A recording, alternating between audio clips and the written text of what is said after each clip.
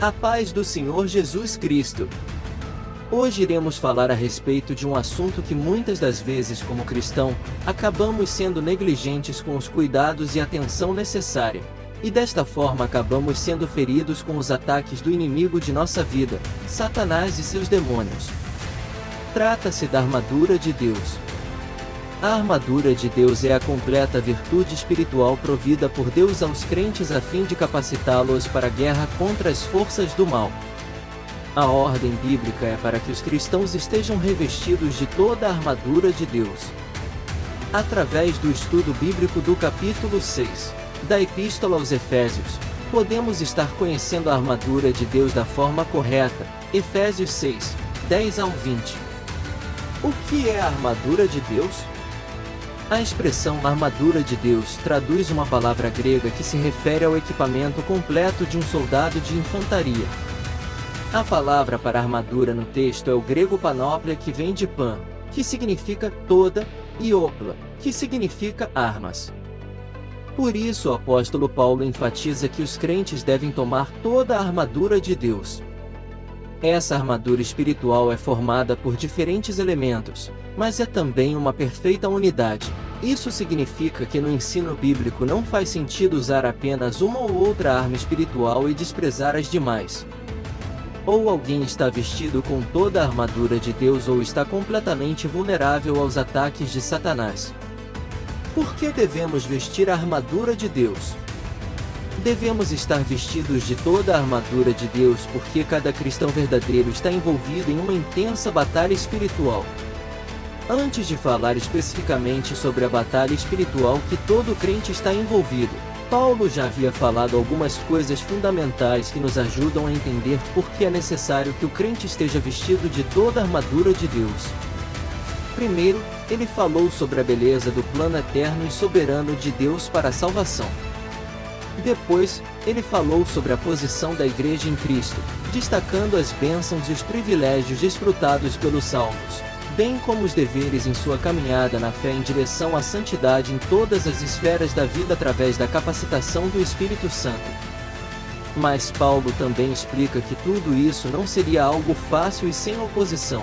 Os crentes seriam desafiados e teriam que provar dia após dia que realmente foram chamados por Deus. A vida cristã não se resume apenas às bênçãos da salvação, mas também inclui nossa posição contra os desejos pecaminosos da carne e as forças espirituais das trevas. Satanás e seu exército demoníaco se dedicam completamente a fazer oposição a Cristo e seu povo. As forças do mal querem destruir a obra de Deus. A realidade dessa guerra não pode ser subestimada. Não se trata de uma simples luta contra meros seres humanos.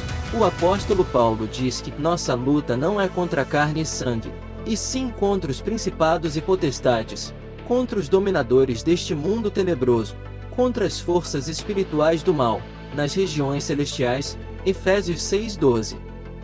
Isso explica perfeitamente por que devemos estar vestidos com a armadura de Deus. Sem essa armadura providenciada pelo Senhor não temos qualquer chance nessa guerra. O texto bíblico explica a importância fundamental dessa armadura para a vida cristã. Por 2 vezes o texto diz: revesti-vos de toda a armadura de Deus, para poderes ficar firmes contra as ciladas do diabo, e, portanto, tomai toda a armadura de Deus, para que possais resistir no dia mau e, depois de terdes vencido tudo, permanecer inabaláveis. Efésios 6:11 ao 13. O que significa vestir toda a armadura de Deus? A Bíblia diz que estar vestido de toda a armadura de Deus significa estar fortalecido no Senhor e na força do seu poder. Efésios 6:10. Revestir-se da armadura de Deus implica em viver a vida cristã da forma correta e plena. Significa estar de pé no poder sustentador de Deus. À parte de Cristo, o cristão nada pode fazer. A fonte do poder do cristão é o próprio poder de Deus. João 15:1 ao 5. As Escrituras revelam claramente quão infinito é o poder de Deus. Mas o que Paulo quer dizer com a força do seu poder? Nessa expressão o apóstolo basicamente usa as mesmas palavras de quando ele fala sobre o poder que ressuscitou Jesus dentre os mortos, bem como ressuscitou os crentes de seu estado de morte espiritual. Efésios 1 e 19, 2, 4 ao 6.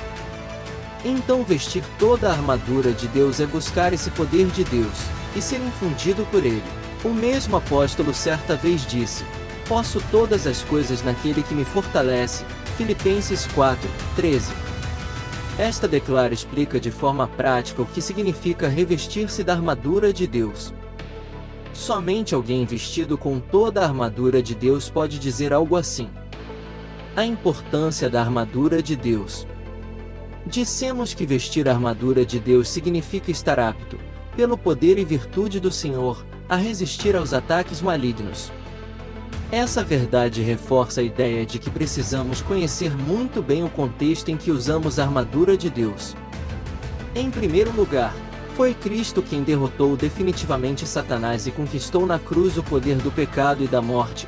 Romanos 5,18 ao 21. 1 Coríntios 15, 56 e 57, Hebreus 2,14. Portanto, lutamos numa guerra cuja vitória já foi conquistada.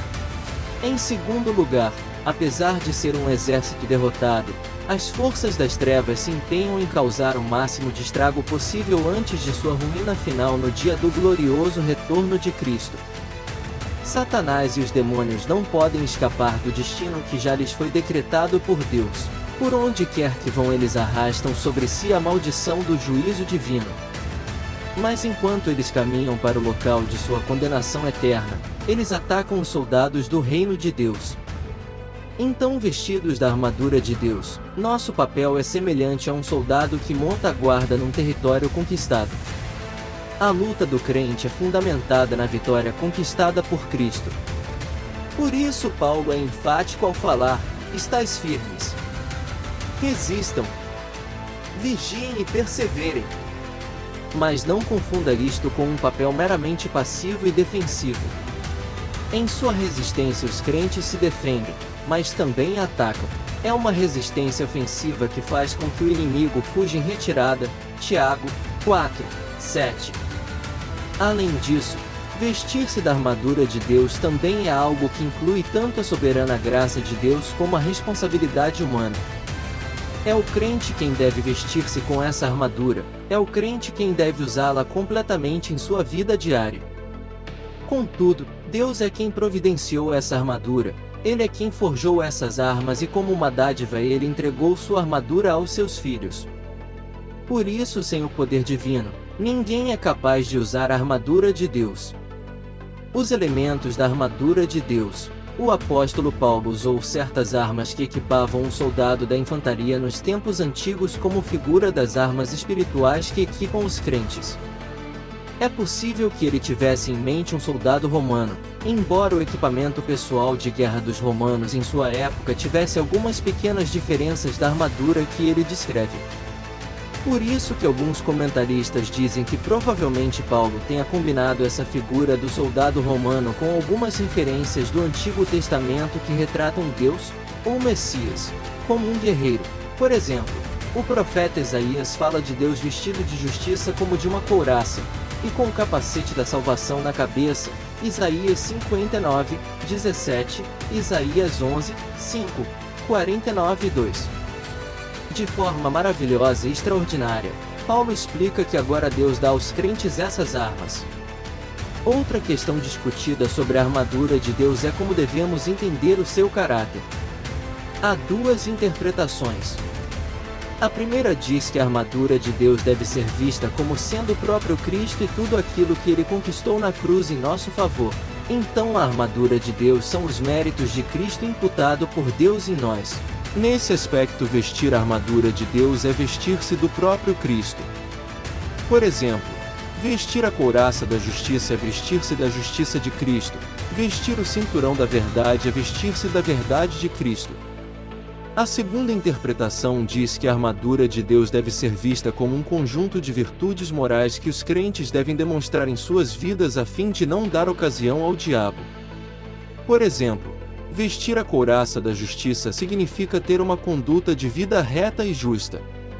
A primeira interpretação sem dúvida parece ser a que melhor se harmoniza ao contexto, afinal, Paulo diz que os crentes devem ser fortalecidos no Senhor e na força do seu poder. Contudo, a segunda interpretação não deve ser completamente anulada. Isto porque aquele que está vestido da justiça de Cristo, por exemplo, necessariamente procurará ter uma vida caracterizada pela retidão. Então a segunda pode ser vista como uma consequência da segunda. Cinturão da verdade. O primeiro elemento da armadura de Deus citado por Paulo é o cinturão da verdade. Ele diz: estai, pois, firmes, cingindo-vos com a verdade, Efésios 6, 14. Aqui o apóstolo tinha em mente o cinturão de couro que os soldados usavam. Esse cinturão protegia a região do baixo abdômen e tinha papel fundamental para todo o restante da armadura. Ele prendia a túnica do soldado, sustentava a couraça e servia de suporte para a espada. Na armadura de Deus, essa verdade não é outra senão a verdade de Cristo, a veracidade do Evangelho. O próprio Jesus declara: conhecereis a verdade, e a verdade vos libertará. E ainda, eu sou o caminho, a verdade e a vida. João 8:33 e 14:6. Vestir o cinto da verdade é se vestir da verdade de Cristo. É ter sua vida sustentada pela verdade da palavra de Deus. Consequentemente, aquele que está vestido da verdade de Cristo também terá uma vida marcada pela autenticidade, pela sinceridade. Ele jamais apoiará o engano. Couraça da justiça. Após falar do cinturão da verdade, Paulo diz que o crente deve vestir a couraça da justiça, Efésios 6, 14. A couraça era um traje feito de metal ou um combinado de couro duro, e que protegia o tronco do soldado, onde estavam o coração e outros órgãos vitais. Como já foi exemplificado aqui, a couraça da justiça fala da própria justiça de Cristo imputada no crente. Mas essa justiça imputada obviamente irá conduzir o crente a uma justiça prática e diária. Saiba mais sobre a couraça da justiça. Calçados com o Evangelho da Paz. Paulo diz: calçai os pés com a preparação do Evangelho da Paz, Efésios 6, 15. Os soldados romanos usavam calçados feitos de couro duro com o solado cravejado com pregos agudos. Esses calçados davam estabilidade ao soldado, pois se prendiam ao chão.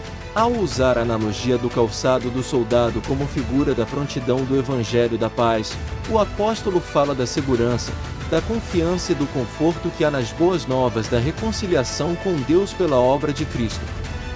O crente só pode lutar na batalha espiritual se tiver em paz com Deus através de Cristo.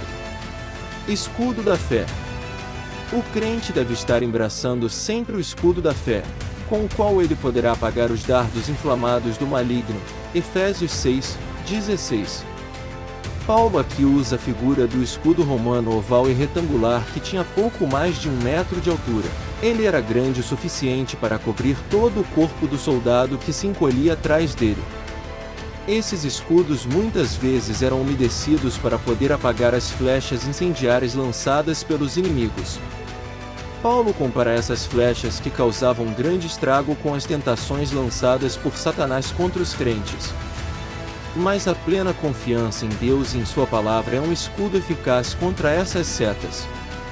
A fé viva, verdadeira, contínua e inabalável é o escudo forte do crente. Capacete da salvação. O texto bíblico diz que o crente deve tomar o capacete da salvação, Efésios 6, 17. Nem é preciso explicar o quão importante é o capacete para um soldado num campo de batalha. Na armadura de Deus, o capacete é o capacete da salvação. Um dos principais intentos de Satanás é lançar dúvidas quanto à salvação do crente. Mas equipado com o capacete da salvação, o cristão permanece firme nas promessas de Deus acerca da segurança eterna de sua salvação. Espada do Espírito. Vestido com o capacete da salvação, o crente também deve estar empunhando a espada do Espírito. Naquele tempo, A espada era a arma mais eficaz de um soldado da infantaria. Nenhum soldado ia para o campo de batalha sem portar uma espada. Assim também deve ser o crente na batalha espiritual. O tipo de espada usada por Paulo em sua analogia era uma arma curta e letal, usada tanto para se defender quanto para atacar. O próprio apóstolo claramente explica que a espada do Espírito é a palavra de Deus, Efésios 6:17. Como vestir e usar a armadura de Deus? O apóstolo Paulo termina sua analogia sobre a armadura de Deus ensinando como o cristão pode vestir essa armadura. Ele diz que é somente por meio de ter uma vida de oração que o crente pode estar devidamente equipado com a armadura de Deus e pronto para a guerra espiritual. Já dissemos que o cristão nada pode fazer por suas próprias forças. A fonte de sua força é o poder do próprio Deus. Assim como um soldado deve estar em completa comunhão com seu comandante através de uma comunicação apropriada, o crente deve estar em plena comunhão com Deus através da oração. O apóstolo ainda é bem específico em falar sobre como deve ser a vida de oração do soldado de Deus. Ela deve incluir orações e súplicas, isto é, uma variedade que inclui adoração, ação de graças, confissão, intercessão e petição. Quanto à frequência, ela deve ser em todo o tempo. A vida de oração daquele que veste a armadura de Deus deve ser no Espírito. Isso significa que a oração do crente deve estar submissa e alinhada à vontade de Deus. Paulo ainda aponta a vigilância como o modo que caracteriza a vida de oração do cristão, e fala da necessidade da perseverança. Então, vestido da armadura de Deus, os alvos da oração do crente devem ser todos os santos, Efésios 6:18. Num campo de batalha, um bom soldado sempre deve ser solidário, encorajador e comprometido aos companheiros que lutam ao seu lado. Então que possamos entender esta urgente verdade bíblica, e que tomemos posse cada vez mais da armadura de Deus que nos foi providenciada por Ele.